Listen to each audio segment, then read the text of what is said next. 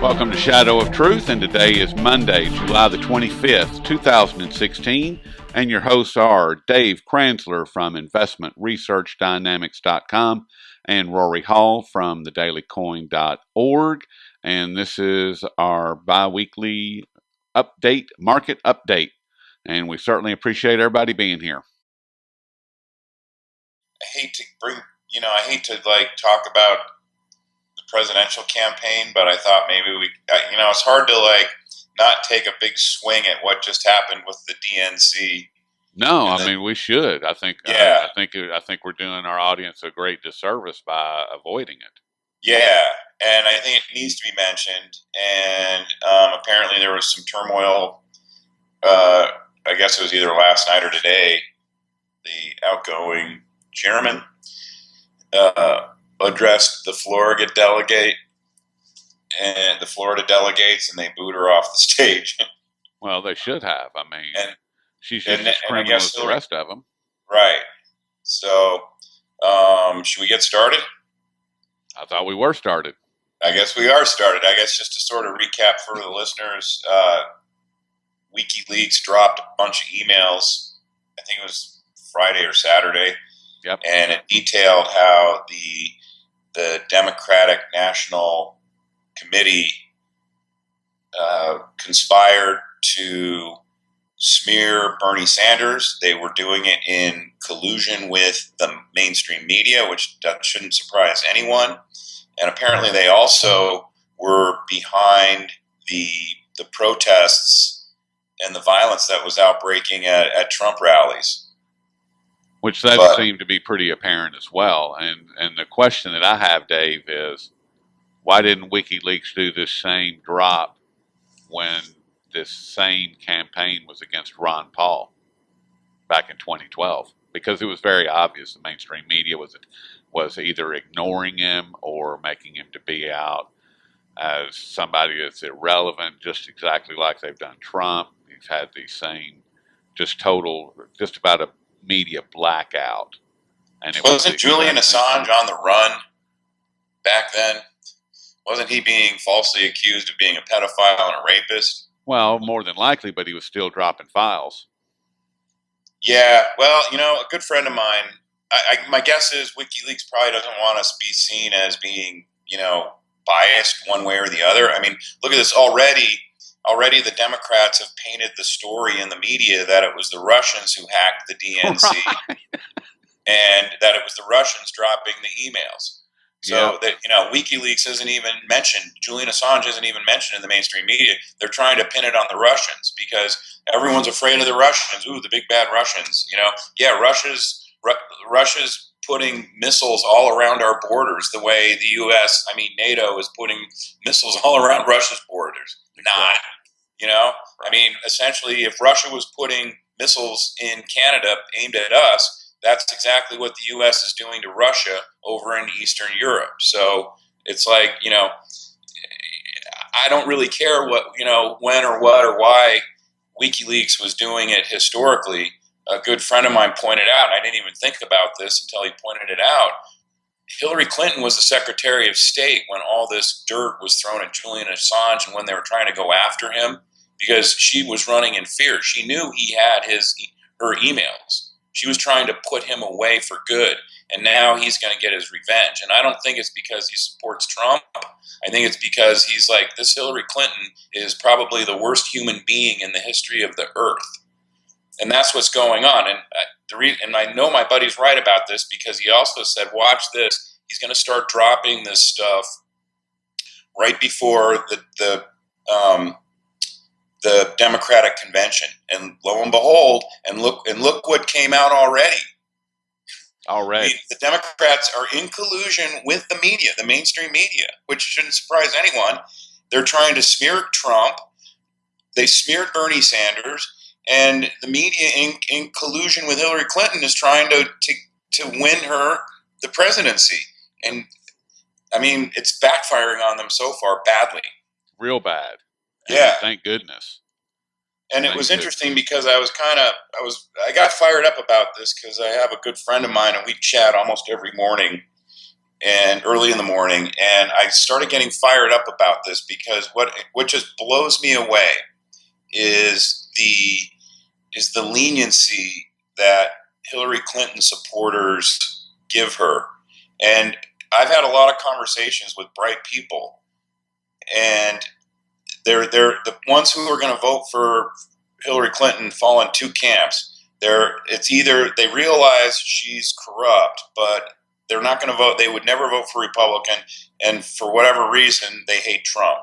So it's sort of like the least dirty shirt in the laundry is Hillary Clinton, which I completely disagree with. Right. But the thing is, it's like, first of all, I'm like, well, your vote doesn't matter anyway. So I have to accept that they're going to vote no matter what because they have hope that their vote does make a difference, which it doesn't. But it's amazing how they're willing to overlook all this stuff that comes out in the press about her, facts that are released, and yet they're still willing to give her the benefit of the doubt because they hate Trump. And then the other people who vote for Hillary Clinton, they just blindly are going to vote for her because she's a Democrat, because she's a woman, and they don't see any of this corruption. They think it's a media smear campaign going the other way. Well, guess what? I haven't seen anything ever released in any alternative media or the mainstream media about the Republicans colluding with the media. Why? Because the only media out there that would collude with the Republicans is Fox News. And anyone with half a brain doesn't listen to Fox News anyway. You watch it because they got hot chicks on there. I don't even watch them for that. I mean, it's so bad. I mean, and what really blows me away is, so, this Wasserman-Schultz chick gets nailed in this corruption conspiracy. So she has to step down from being the chair of the DNC. That's a given. Hillary Clinton makes her the honorary chairman of her campaign. It's like, okay, you took a bullet for me. You broke the law. You committed conspiracy, fraud, etc. You know what? That's okay. Let me pat you on the back, and you're the honorary chairman now of my campaign. That's how Hillary Clinton operates. You take a bullet for her, she rewards you. I mean, it blows my mind how corrupt she is. And now obviously the new corrupt. DNC chairman is this Donna Brazile. Donna Brazile has got to be probably the dirtiest person in the media I've ever seen. If it's not black or it's not female, she hates it, she smears it, and she never reports any part of the truth about anything. And that's the Democrats, that's their figurehead now running their party. How do you feel, Democrats? Oh, it's all good. It's incredible. It just tells us how broken our political system that we have. I mean, I personally am not voting. I haven't voted since '92. I don't think Trump is a viable option. But when I look at the two of them, if someone put a gun to my head and forced me to vote, I'd vote for Trump. Or I'd write in whatever that Green Party woman is, Stein, whatever, Jill Stein. Well, it goes back for me. It goes all the way back to the corrupt dollar and a piece that I wrote recently, and something that evades most people is the fact that once your currency becomes corrupt, that the entire anything that it comes in contact with has to become corrupt, and the longer that the corrupt currency mingles with society, I think you and I were talking about this last week, Dave, that the more corrupt everything has to become. And now what we're seeing is the absolute apex of that corruption, of that corrupt currency coming into full view. Because without it, none of this would be allowed. If we had honest money at the base, none of this corruption that we're dealing with, none of the lies, propaganda, deceit, unconstitutional wars, the police state, none of that stuff would exist. None of the media would be bought off. None of the judges would be bought off. The politicians wouldn't be bought off. None of these things would exist. And I believe that's where we're at. We're at the absolute zenith of the corruption of what a corrupt currency has to offer to a society. And where it goes from here, God only knows. You know what? That's said it perfectly, and I completely agree with you. And to visualize what you're talking about, all you got to do is visualize Exter's pyramid, where you have real, true, honest money, gold at the bottom, and then everything else from that mushrooms up and out of it as a derivative. I mean, fiat currency is a derivative of true money. And then at the top of the pyramid is the actual OTC derivatives, and those are the by far the most corrupt part of the financial system. And it's like you said, you start having a corrupt system because it's based on corrupt currency, and everything mushrooms out of control there. And you're right, we probably are at the zenith of it. I mean, I don't see how it can go very much further than where it is right now. I mean, I'm sure it can, because just a few years ago, none of us had ever heard the words quantitative easing. We had never dreamed of this whole scheme of taking money out of the left pocket and putting it into the right pocket and calling it a trade or a deal, or like it's some kind of benefit to the economy and the financial system.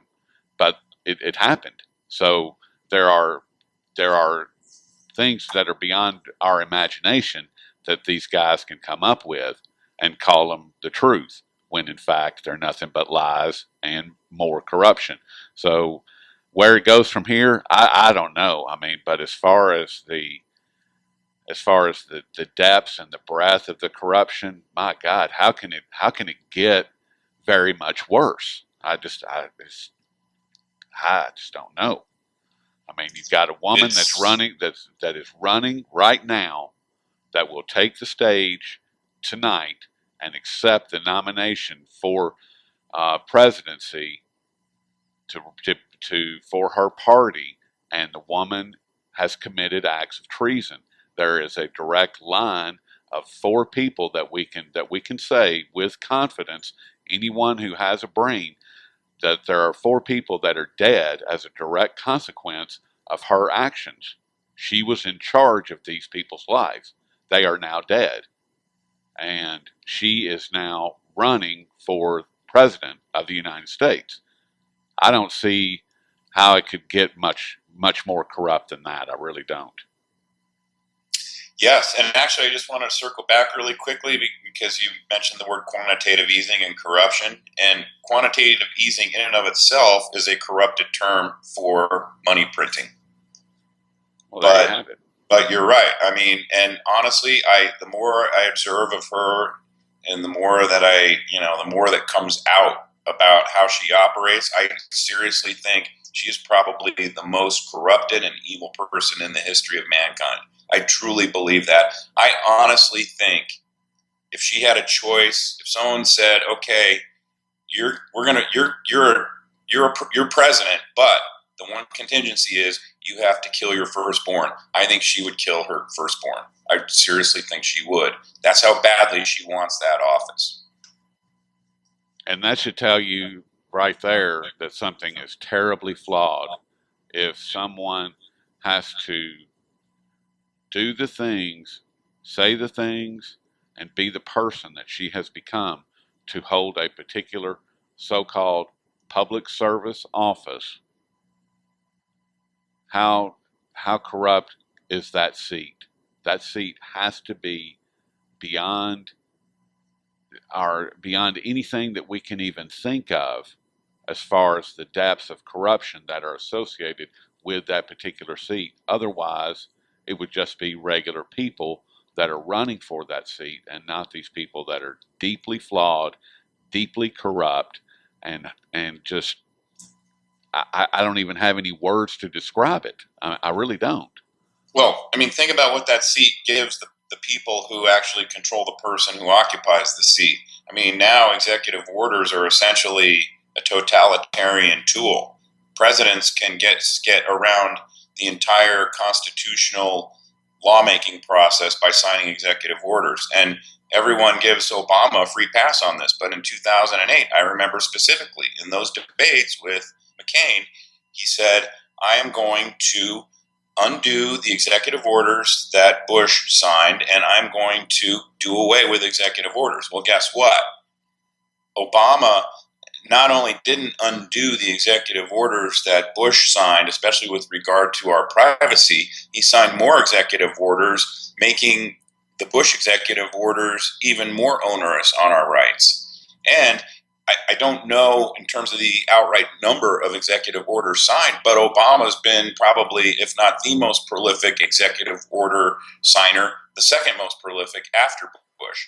And this is after Obama said he was going to get rid of executive orders. So now you get someone like Hillary Clinton in there, and the entire lawmaking process is going to just be one big executive order.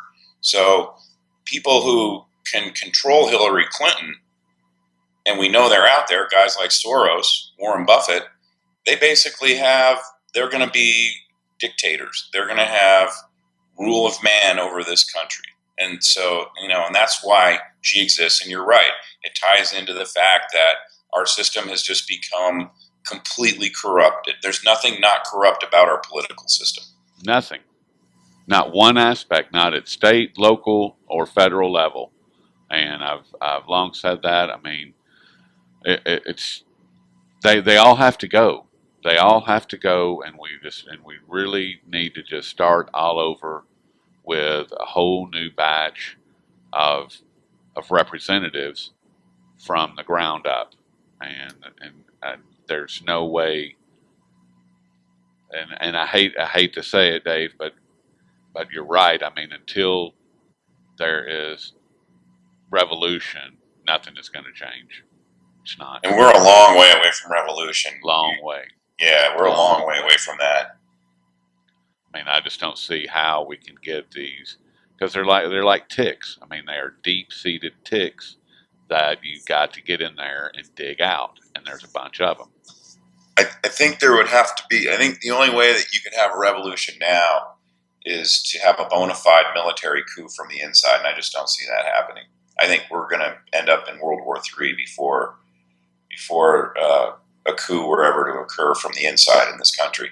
Do you think that our system, do you think that the Chinese and the Russians, through financial or economic means, are going to trigger that? Or, I mean, because I kind of see them as, I mean, they're obviously watching what's going on and paying very close attention to the movements between Trump and Hillary and what all's happening, but they're also going about their business of taking care of business.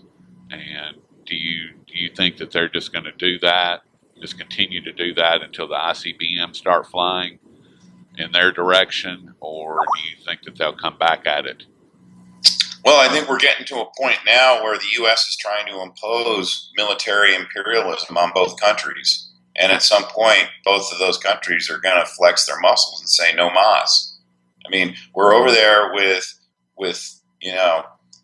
aircraft carriers and warships over in the South China Sea, trying to get China out of their territory that they've occupied centuries before the United States was even a glimmer in Christopher Columbus's eyes, or even, Red Erickson or Leif Erikson, whoever is really the guy who was the first white person to land in North America, the Norwegian dude. Yeah. And we're over there surrounding Russia's borders with missiles under the guise of NATO. And at some point, and it sounded like the G20 meeting this last weekend didn't go that well in China, as of course the U.S. tried to impose its will on the rest of the world, including China once again. And I think what will happen is, I think at some point, Russia and China are going to flex more than the U.S. wants them to, and the U.S. is going to start pushing buttons. I mean, what I was chatting about with my buddy was on the way, this morning, was you'll know that the U.S. is losing control of the dollar, because the dollar is their tool of control. You'll know they're completely losing control of the dollar when they're about ready to start pushing the buttons. Well, the U.S. military has amped up its aggression towards Russia and China, and that's an indication that they realize they're starting to lose control of the dollar here. So I think the key is don't watch the markets because they're completely rigged. Watch the degree to which we make military overtures toward Russia and China, and that'll tell you the extent to which they're starting to lose control of the dollar. And once they lose control of the dollar, they lose control of everything. Which goes back to what I've said past week or so, probably longer, is about the dollar being corrupt. And once a currency is corrupt, that's exactly what you just said.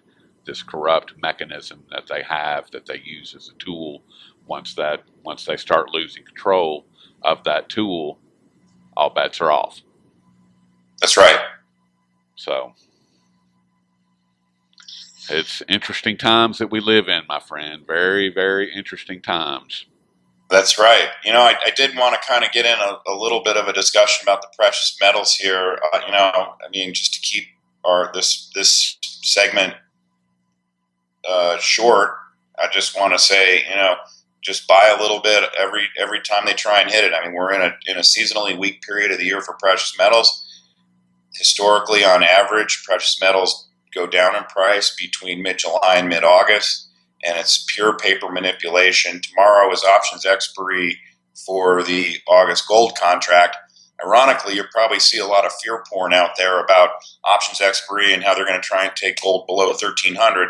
Well, I looked at the put-call open interest structure this morning for the August gold futures options, and believe it or not, if you want to use that quote-unquote Max Payne system whereby you say, well, there's this huge block of open calls at 1,300, so they're going to want to get gold below 1,300, so those expire worthless. If you look at between 1,330 or 1,325 down to 1,300, there's actually more open put options, which would suggest that if it's the banks who are short the calls and short the puts, which is probably the case, they'll end up losing